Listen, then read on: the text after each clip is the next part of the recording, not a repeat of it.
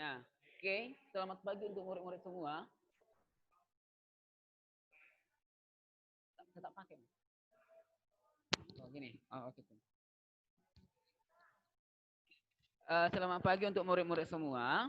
Oke, selamat datang Bernardo. Nah, di sini kan kita ini untuk bahasa Indonesia kelas 6, ini adalah Zoom kedua.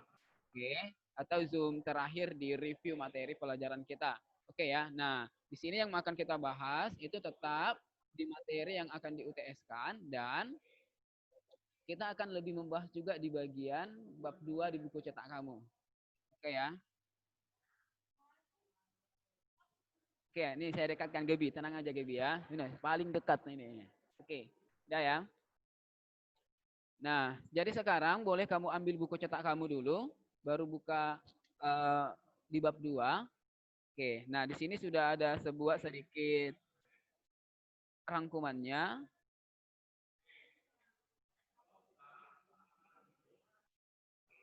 Nah, oke.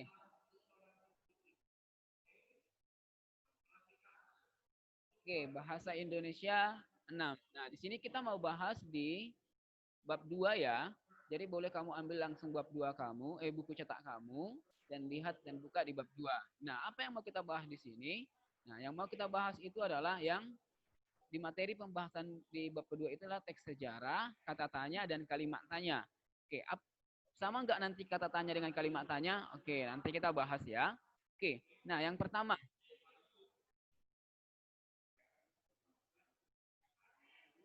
Oke, sorry ya bentar ya.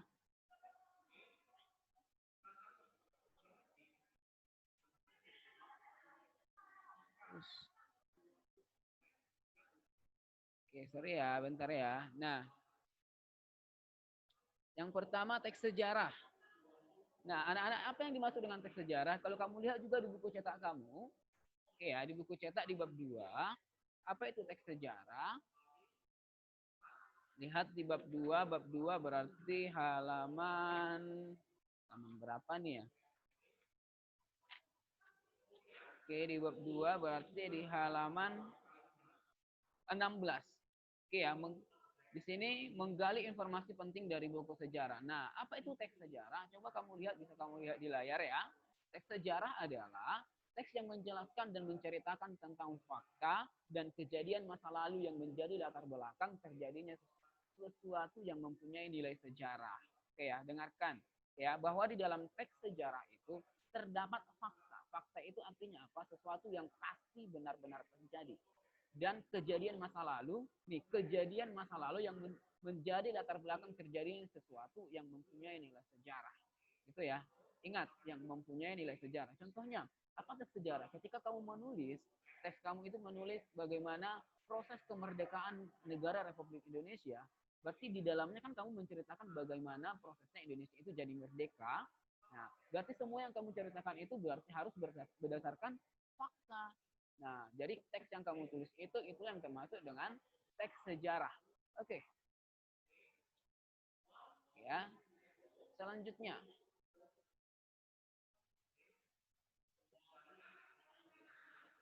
untuk menguraikan sebuah informasi, nih, untuk menguraikan sebuah informasi di dalam sebuah teks sejarah, oke ya. Nah, kita memerlukan kita untuk melihat gini ya.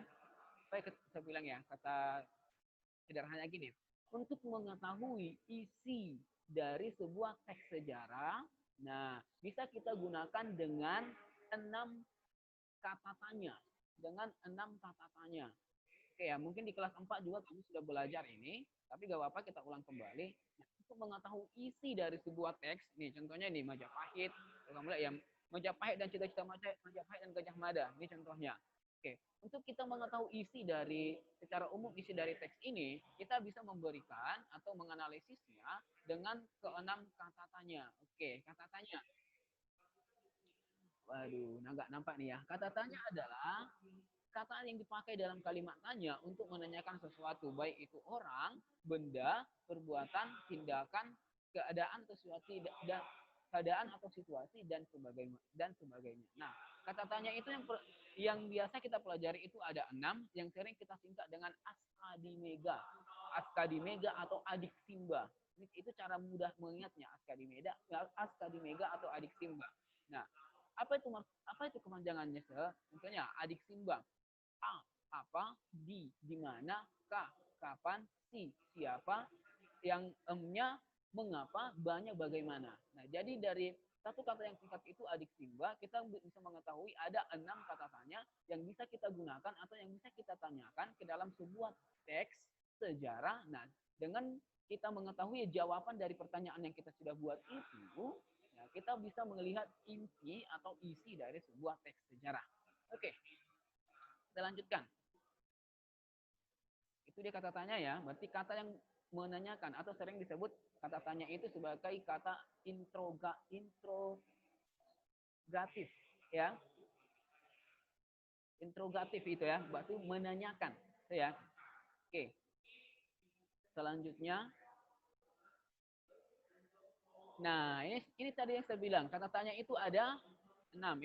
Ini bagannya ya, ada 6. Siapa? Makanya tadi Aska di Mega. Apa? Siapa? Kapan? Di mana? Mengapa? Dan bagaimana? Ada 6. Nah, fungsinya ini bagaimana, Sir? Nah, ini ya. Kalimat. Nah, kalian sudah memahami mengenai kata tanya. Ya, kata tanya itu ada kata. Lihat ya, beda enggak? Sama enggak antara kata tanya dengan kalimat tanya? Pasti ya beda ya. Namanya kata adalah hanya satu kata. Kalau kalimat berarti kumpulan beberapa kata membentuk satu kalimat. Oke, kalian sudah memahami mengenai kata tanya. Sekarang kita akan membahas mengenai kalimat tanya. Siapa yang tahu apa itu kalimat tanya? Nah, sebelum ke kalimat tanya, apa itu kalimat? Ada nggak yang tahu apa itu kalimat? Wow, si Karisa nih agak ngantuk nih ya. Masih pagi-pagi Karisa. Udah ngantuk, ya kan? Semalam nonton apa? Atau belajar nggak semalam? Oke, jangan ngantuk-ngantuk ya. Oke. Nah, sebelum kita ke kalimat tanya, saya mau tanya apa itu kalimat? Sebelumnya di pelajaran sebelumnya ya, kemarin saya sudah jelaskan tentang kalimat efektif. Dan saya sudah jelaskan juga tentang kalimat. Ya, apa itu kalimat? Kalimat adalah gabungan dari ini sederhananya gabungan dari beberapa kata, tapi dia yang membentuk satu arti. Ada artinya, ada maknanya, dan ada syaratnya bahwa gabungan beberapa kata itu dikatakan sebuah kalimat. Itu yang kemarin kalau masih ingat bahwa di dalam sebuah kalimat itu harus ada subjeknya sebagai pelakunya dan ada predikatnya sebagai tindakan atau perbuatan yang dilakukan. Itu ya.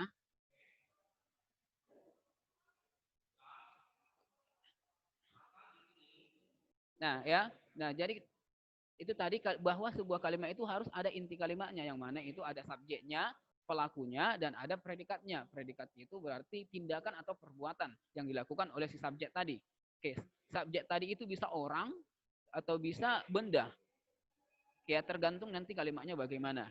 Oke, baru yang kedua itu harus ada intonasi akhirnya. Intonasi akhirnya harus ada tanda baca untuk mengakhiri kalimat. Tanda baca untuk mengakhiri kalimat itu ada 3. Tanda titik, tanda seru, dan tanda tanya. Nah, berhubung kita bahas di sini tentang kalimat tanya, berarti nanti di dalam kalimat tanya, tanda baca yang digunakan itu adalah tanda tanya. Karena kita berbahas tentang kalimat tanya. Nah, sekarang, apa itu kalimat tanya? Kalimat tanya adalah kalimat yang di dalamnya tergantung sebuah pertanyaan kepada pihak lain yang diajukan untuk memperoleh jawaban dari pihak yang ditanya. Kalimat tanya ini ada 2. Ya, jenis kalimat tanya ini ada 2. Ada kalimat tanya yang membutuhkan jawaban, ada kalimat tanya yang membutuhkan jawaban, ada juga kalimat tanya yang tidak membutuhkan jawaban atau yang disebut sebagai atau sering disebut sebagai kalimat tanya retorik. Oke ya, kalimat tanya retorik contohnya seperti ini. Apakah kita harus makan kalau sudah lapar? Itu kan nggak perlu dijawab. Namanya sudah lapar harus makan. Itu ya. Ya, apakah kita harus tidur kalau sudah mengantuk?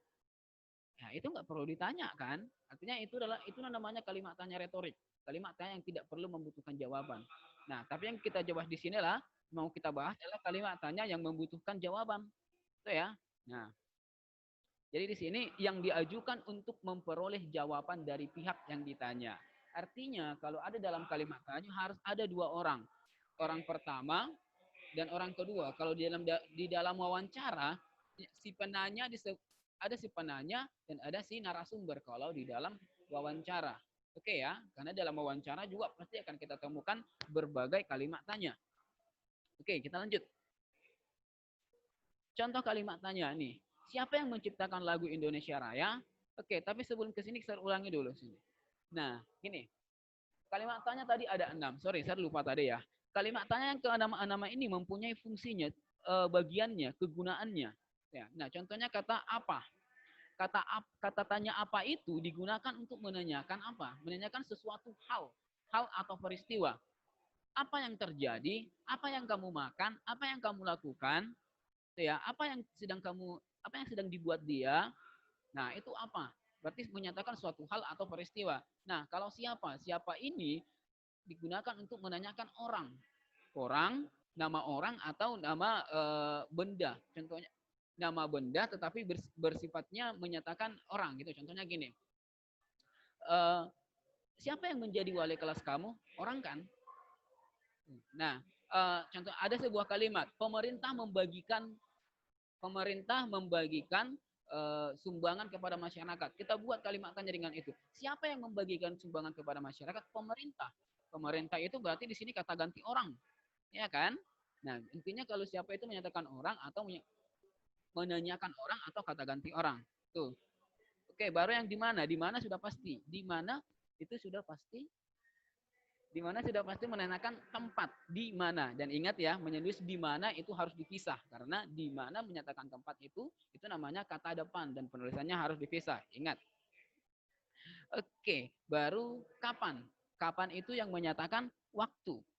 Ya, jadi waktu di sini luas ya, boleh jam berapa, boleh hari apa, atau boleh bulan apa, tahun berapa, atau bahkan mungkin waktu yang tidak ditentukan. Contohnya masa lampau itu waktu, masa depan itu waktu, atau beberapa hari yang lalu itu waktu. Jadi luas dia menyatakan waktu kalau kapan. Baru yang selanjutnya itu mengapa. Mengapa itu berarti digunakan untuk menyatakan alasan atau sebab. Ya, oke. Contohnya, mengapa Mike nilainya bagus gitu? Karena dia belajar dengan sungguh-sungguh. Nah, contoh. Atau kan mengapa Valencia mendapat nilai sempurna? Karena dia mengerjakan tugas dengan baik. Alasan.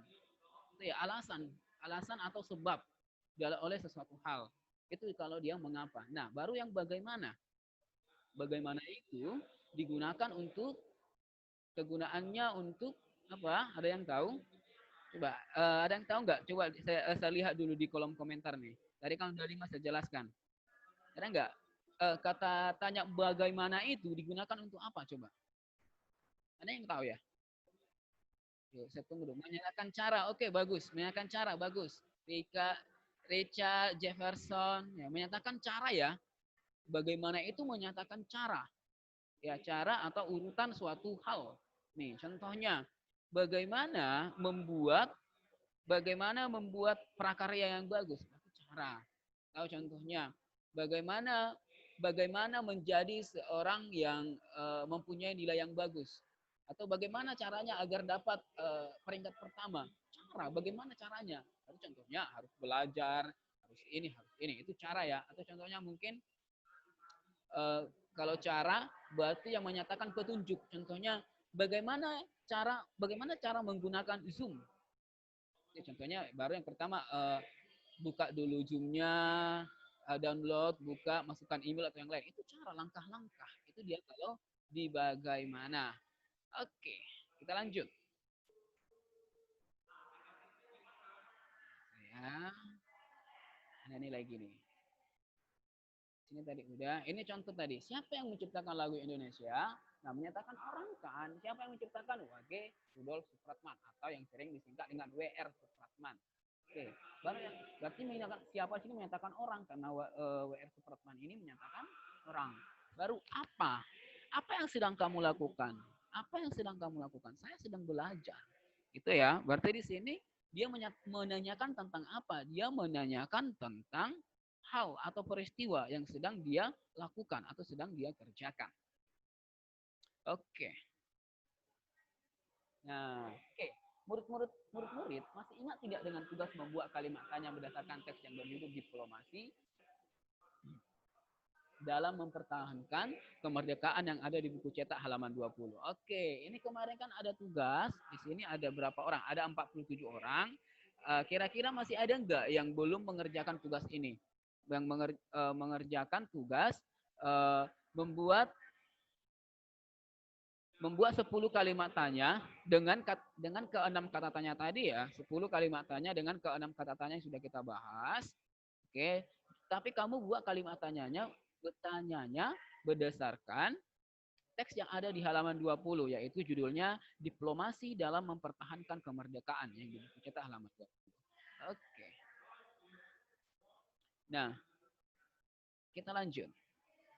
Oh, mari kita baca kembali. Ayo, siapa siapa takut. Nah, ini kira-kira teksnya. Kalau kamu ada ambil buku tadi, halaman 20, nggak perlu kamu baca di layar, bisa kamu lihat di buku cetak kamu langsung. Ya. Nah, atau mungkin bisa kamu dengarkan serbaca. Diplomasi dalam mempertahankan kemerdekaan. Indonesia telah memproklamirkan kemerdekaannya pada tanggal 17 Agustus 1945. Segenap rakyat Indonesia bersukacita atas kemerdekaan setelah berabad-abad terbelenggu oleh penjajah. Upaya dalam bentuk kekerasan yang dilakukan oleh Belanda dalam merebut kembali jajahannya semua berakhir dengan kegagalan karena rakyat Indonesia bersatu melawannya. Permasalahan yang dihadapi Indonesia atas penjajahan Belanda turut menjadi perhatian dunia. Mereka mencoba menyelesaikan permasalahan tersebut dengan jalur diplomasi. Beberapa peristiwa perjanjian dalam menyelesaikan permasalahan tersebut diantaranya perjanjian Linggajati. Ini Linggajati dan Linggarjati itu sama.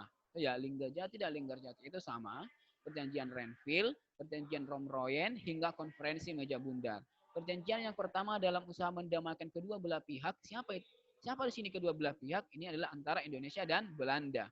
Yaitu perjanjian Linggajati. Perjanjian ini merupakan hasil dari perundingan Linggajati yang dilakukan di Linggajati. Jadi bisa pertanyaan nih, kenapa dikatakan, mengapa perjanjian Linggarjati Linggarjati itu dikatakan sebagai perjanjian Linggarjati? Karena perjanjiannya dilakukan di Linggarjati. Ini ada salah satu contoh ya. Linggarjati Cirebon pada 10 November 1946. Jalur diplomasi ini melibatkan Perserikatan Bangsa-Bangsa atau disingkat dengan PBB. Adapun isi perjanjian ini ialah pembagian kekuasaan antara Indonesia dan Belanda. Namun hasil perjanjian ini belum menemukan titik terang karena Indonesia masih merasa dirugikan. Oke, selanjutnya ada perjanjian Renville. Ya, sebagai hasil perundingan Renville yang dilakukan di kapal Angkatan Laut Amerika, USS Renville. Diplomasi ini dilatar belakangi oleh peristiwa agresi militer Belanda pertama. Itu tanggal 21 Juli sampai 4 Agustus 1947. Perundingan ini dilaksanakan atas usulan Dewan PBB dan KTN atau Komisi Tiga Negara. Nah, mungkin sebenarnya ini nanti semua di sini udah kamu belajar ini di IPS ya. Jadi pada akhirnya di terakhir lihat konferensi Meja Bundar merupakan titik terang bagi rakyat Indonesia dalam menikmati kemerdekaan sesungguhnya. Oke, itulah kira-kira teksnya ya. Oke, kalau bisa baca semua nanti jadi lama waktunya. Nah, oke, selanjutnya.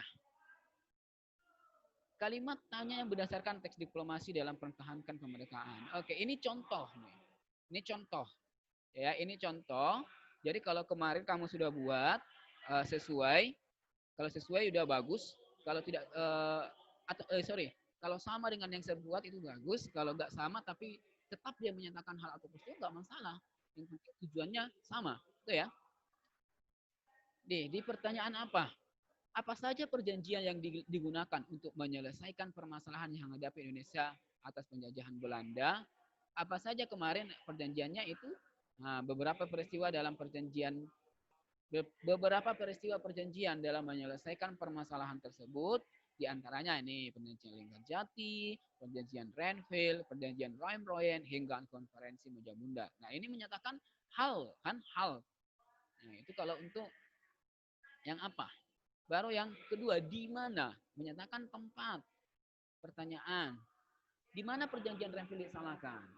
Nah, itu di mana perjanjian? Mesti menyatakan tempat. Di mana tempat? Dan ingat ini di mana ya? Kalau kita buat digabung seperti ini nggak bisa, ini salah. Di mana digabung itu salah. Karena kata di pada kata di mana menyatakan kata depan atau sering disebut sebagai preposisi. Ya, sebagai preposisi. Artinya ini harus dipisah seperti ini. Oke, ini baru benar. Jawabannya itu adalah perjanjian Renville dilakukan di kapal Angkatan Laut Amerika. Oke ya. Selanjutnya, kapan? Pertanyaannya, kapan perundingan di Gerjati dilakukan? Nah, jawabannya jadi kapan itu menyatakan waktu, sudah pasti menyatakan waktu. Jadi jawabannya perundingan Linggarjati dilakukan pada 10 November 1946. Nah, di mana nanti tempatnya? Nah, itu di Linggarjati, ya. Oke. Siapa? Siapa yang menyatakan waktu? Menyatakan orang, ya, orang atau pelaku, ya. Pertanyaannya, siapa ketua delegasi Indonesia saat konferensi Meja Bundar? Ini menyatakan orang. Jadi siapa ketuanya? Nah, sesuai kalau kita lihat di bukunya, ketuanya adalah konferensi Meja Bundar diketuai oleh Muhammad Hatta atau Mohatta. Ya. Nah, Muhammad Hatta itu adalah wakil presiden pertama Indonesia dan presidennya itulah Insinyur Soekarno. Oke. Selanjutnya, mengapa? Mengapa tadi itu untuk menanyakan alasan, sebab. Mengapa upaya yang dilakukan oleh Belanda dalam kembali? Mengapa upaya yang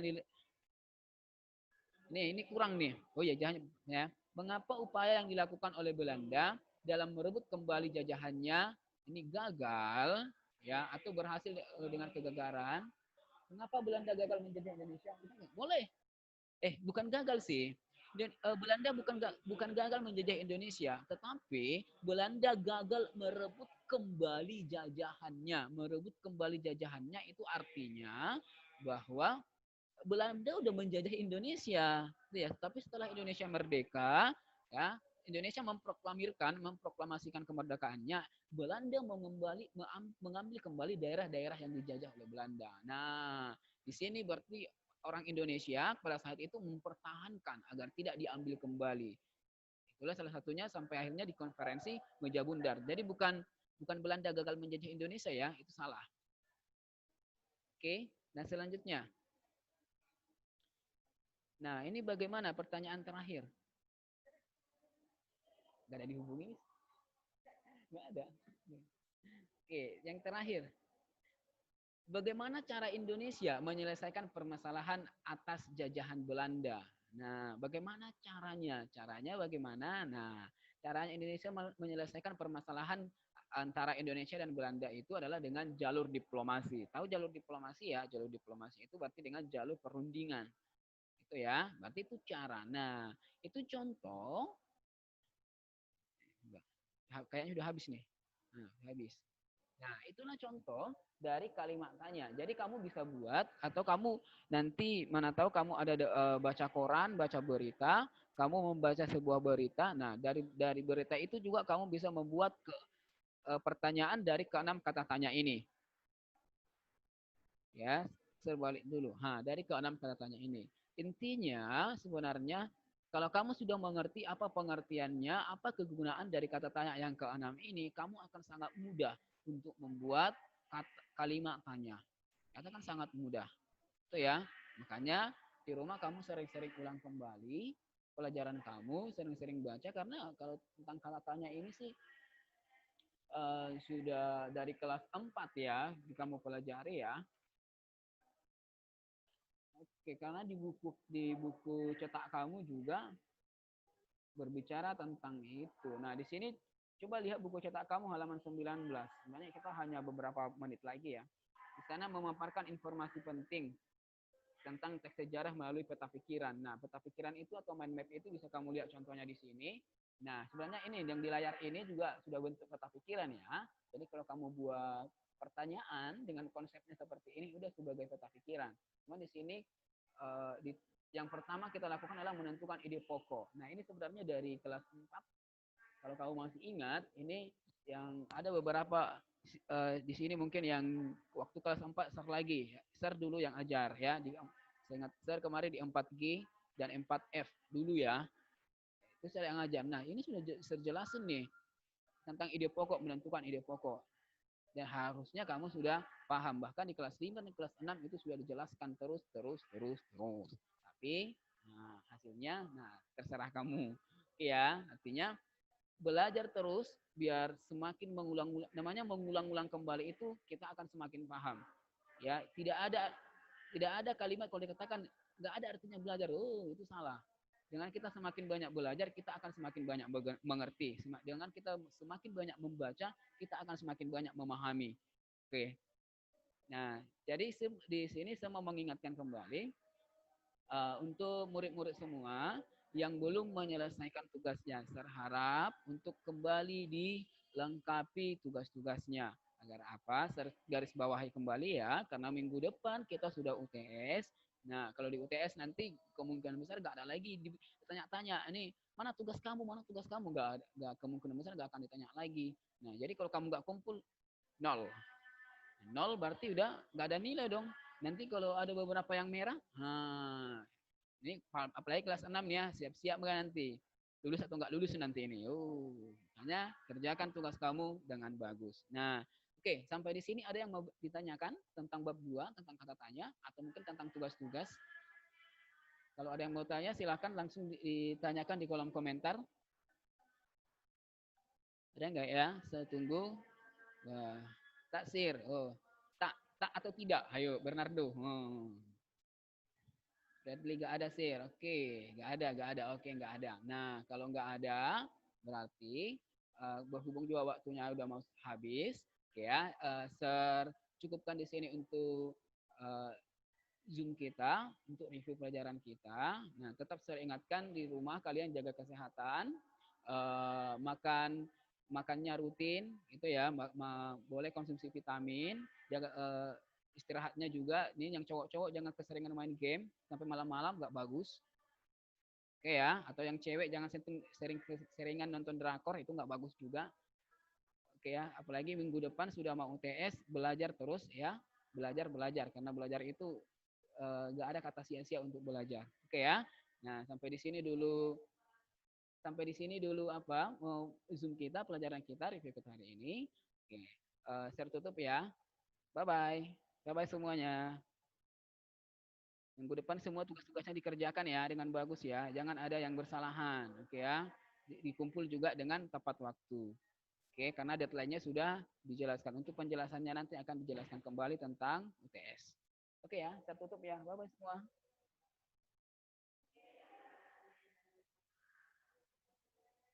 Oke.